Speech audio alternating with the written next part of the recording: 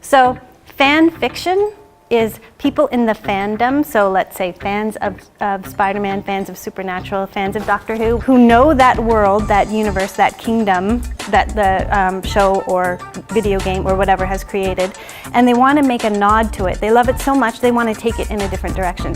They want to take it from the same but different.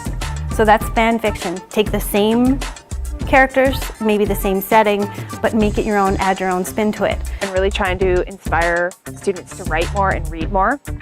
And so I had a bunch of author visits come last year, Marty Chan and Mike Bolt, and my older grades had said, well, there's nothing for us.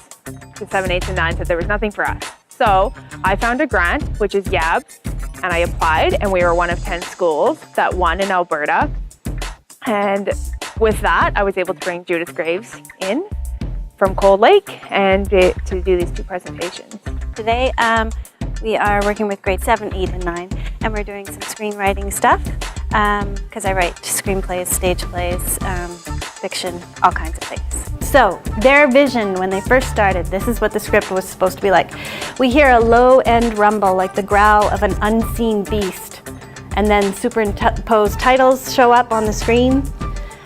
This is the first scene. EXT means exterior, talking, sky, night. Fade up, so the light is going to fade in. They're giving little cues to the production company. Dark clouds swallow the stars. We tilt down, that's a camera angle, to find imposing buildings sitting alone in a dense woods. Superimposed titles, Hawkins National Laboratory, U.S. Department of Energy.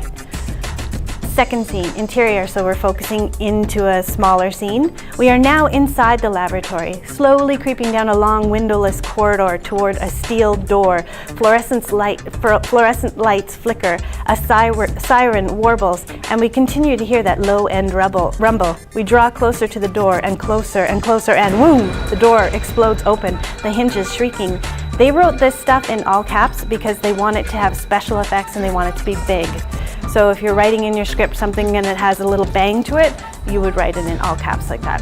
The first one, the screenwriting one, was talking about writing the bones of a story. It's what they need to be able to, I guess, make a movie out of it. The script, all the little details that they need to create something and how it kind of like builds up and can create something really great. Going into it, they're a little excited. I keep things dark. I have loud music playing. I like to set a mood, and I try to keep the energy high throughout. I like to be a little bit shocking. I'm a librarian myself, and I've had author visits that sometimes fall a little flat. The information is good, but there's not a little bit of razzle-dazzle, so I try to blend all that. She was showing us like some videos and how they can create suspense. If you like, say you saw a cat and it's just walking up, it's not building suspense. And then she showed us a video of a cat sneaking up on a person filming, but every time they would look away, the cat would get closer and closer, and you didn't know what was coming, so it was building suspense.